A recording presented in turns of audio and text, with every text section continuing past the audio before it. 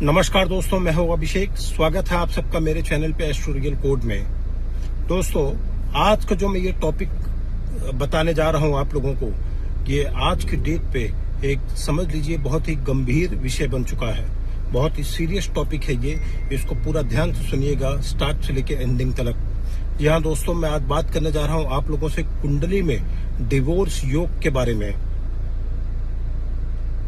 अगर कुंडली के सप्तम भाव में पाप कारक ग्रह खराब अवस्था में अगर बैठ जाएं, जैसे शनि, राहु, मंगल, सूर्य, या फिर राहु मंगल एक साथ बैठ जाए, एक साथ कंजंक्शन में आ जाए,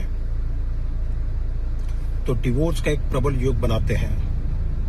ये एक पहला सूत्र हो गया। दूसरा, चौथे भाव का स्वामी यानी जो सुख समृद्धि का जो स्थान है, उस भाव का स्वामी अगर पीड़ित हो जाए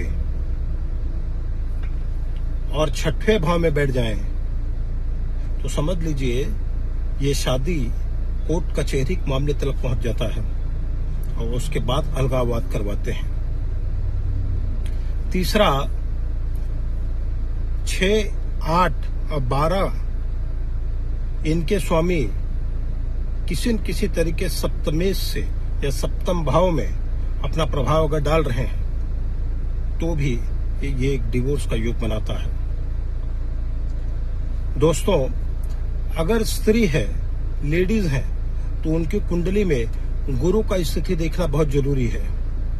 और अगर कोई पुरुष है तो उनकी कुंडली में शुक्र का स्थिति देखना बहुत जरूरी है। नवमांश में अगर सप्तमेश खराब है या सप्तम भाव में कोई पाप कारक ग्रह बैठे हुए हैं, तो भी ये एक डिवोर्स का योग, प्रबल योग बनाते हैं। यानी लग्न कुंडली में भी अगर पाप कारक ग्रह है सप्तम भाव में और नवमांश में भी कोई सुधार नहीं है, तो भी ये देखा गया है ऐसी शादियों के बाद या तो पति पत्नी दूर रहेंगे, या तो साथ में रहेंगे तो इनमें झगड़े बहुत होंगे, या तो एक स्टेज आने के बाद इनमें डिवोर्स हो ही जाता है। दोस्तों, इस वीडियो में हम किसी एक ग्रह की वजह से ये योग पूरी तरीके से नहीं बता सकते हैं। हालांकि आप सब लोग ये जानते हैं, किसी तरीके का प्रेडिक्शन करने के लिए पूरी कुंडली देखना बहुत जरूरी होती है। पर ये जो हमने आपको बताया है, ये भी बहुत ही इंपॉर्टेंट रोल प्ले करते हैं इसमें।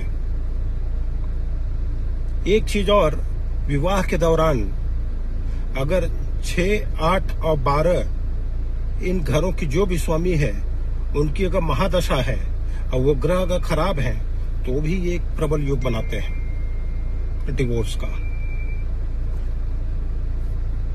देखिए दोस्तों, कुंडली में ये आपको सिर्फ एक चेतावनी दे सकती है कि आपकी कुंडली में डिवोर्स का योग है, पर सही समय पर किसी विद्वान को कुंडली दिखाकर उसका सही निवारण कर लेना ही बहुत सही चीज होती है।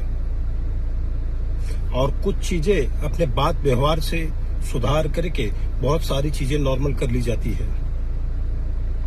दोस्तों, ये तो हो गया एक कुंडली के पॉइंट ऑफ व्यू से।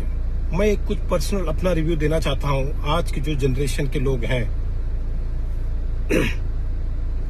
बहुत सारी चीजें लाइफ में एडजस्टमेंट करना होता है। आज की डेट पे मैं ये देख रहा हूं कि ये बहुत ही सिंपल चीज हो चुका है। एडजस्टमेंट नहीं हो रहा है, छोड़ दो, डिवोर्स कर दो। हमको केयर नहीं कर रहे हैं, छोड़ दो। वो हमको मिसअंडरस्टैंडिंग में ले रहे हैं, छोड़ दो। मान लीजिए दोस्तों, पहला लाइफ पार्टनर खराब मिल गया, आप लोग इसके लिए उसको छोड़ दे रहे हो। दूसरा अगर इससे भी खराब मिला तो क्या करेंगे? मैं ये बहुत सारे लोगों में देखने के बाद मैंने ये एक्सपीरियंस किया है, पहला अगर खराब हुआ तो दोबारा दूसरा कभी सही नहीं होता। मैं ये चाहता हूं, अगर शादी हो चुकी है और बच्चे भी हैं, तो आपस के बारे में ना सोच के कम से कम अपने बच्चों के बारे में सोचें। उनके ऊपर इस चीज का बहुत गलत प्रभाव पड़ता है। अपने ईगो को अपने आत्मसम्मान के चक्कर में अपने बच्चों की जिंदगी खराब न करें।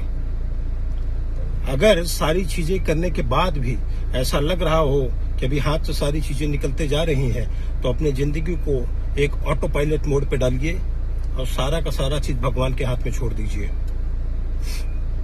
इतना ही मैं आप लोगों से कहना चाहता हूं। धन्यवाद आप सभी लोगों का। अगर एक लास्ट में आपको मैं एक रेमेडीज बता देता हूं। अगर मैरिज लाइफ में डिस्टर्बेंस है, प्रॉब्लम चल रहा है, तो आप हनुमान चालीसा का पाठ करिए, जिससे मंगल शनि शांत होंगे। दूसरा, लक्ष्मी विष्णु का पूजा करिए। और अगर स्त्री हैं तो गुरुवार को भगवान विष्णु के नाम का उपवास रखें, बहुत इससे रिलीफ मिलेगा। धन्यवाद आप सभी लोगों का। अगर आपको हमारा ये चैनल पसंद आया है तो इसको लाइक, शेयर, सब्सक्राइब, फॉलो जरूर करें। धन्यवाद।